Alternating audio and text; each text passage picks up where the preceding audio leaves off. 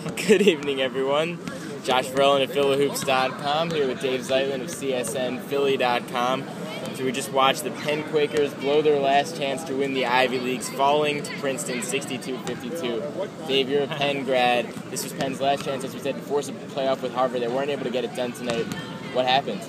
Yeah, it's pretty sad. Like I told you, I'm a big Penn fan, so I'm able to kind of follow them. But, I mean, just tonight, it's just, I think the main issue was Zach Rosen. He's been carrying his team for so long, and the other guys just really weren't able to kind of help him out.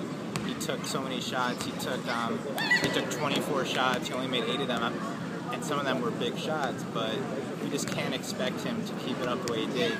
He had a great season, but they didn't get enough help. They didn't have enough help inside. They got out-rebounded by a lot. They didn't make enough threes besides from Rosen, so it was just one of those things. I think they kind of counted on him too much, and when he was cold, they weren't able to come back.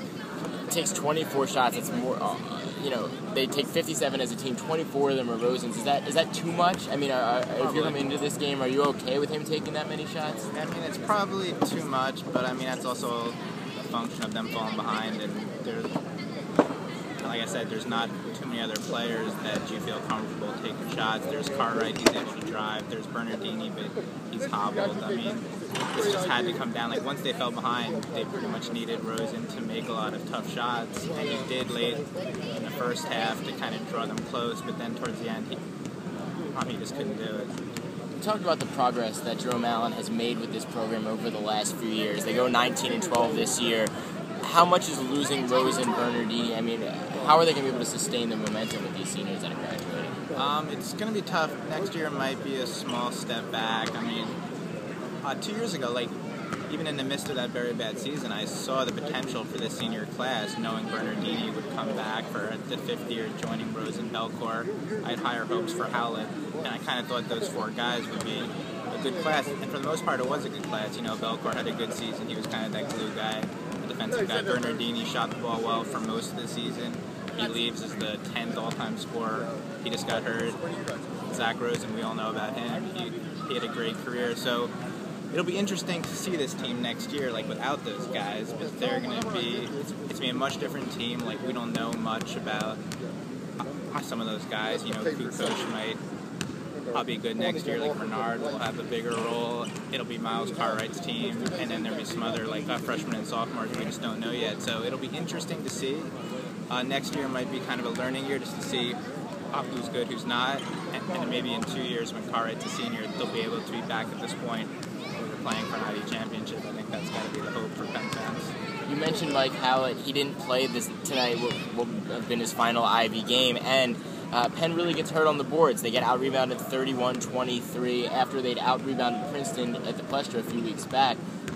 Why wasn't he? I mean, should he have been there? Looking in hindsight, looking back at this game, I mean, it's hard to know exactly what the reason was why he didn't play. He hasn't really played much these last few games. He played against Yale because that was senior night, and I thought he played pretty well, but he's been injury-prone throughout his career. And really, what Jerome's been doing, he's been playing Belcourt at the 4, kind of like a 4-guard lineup, but Belcourt has been guarding big guys. That makes him pretty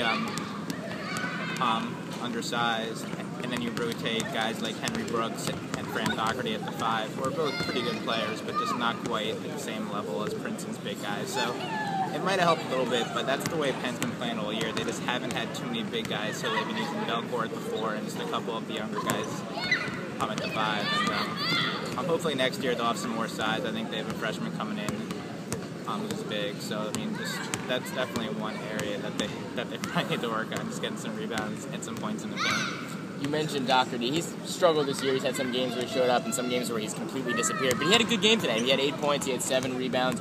Is he going to be a guy that's really going to need to step up in the front court next year? Maybe. I think he's a nice player. Between him and Henry Brooks, both of them may start next year. Brooks has kind of been up and down. He's been in foul trouble. But for a freshman who's coming off a big injury, I thought he had a pretty good freshman year. And then they had this guy, Greg Lewis, who was a freshman this year, but he didn't play the entire year. He was a big recruit, but he was hurt.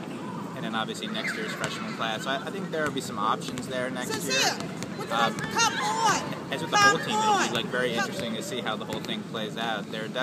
it'll be a fun season, I think, for Penn fans, because there are like all these guys who have potential. You're not sure yet just how good they'll be.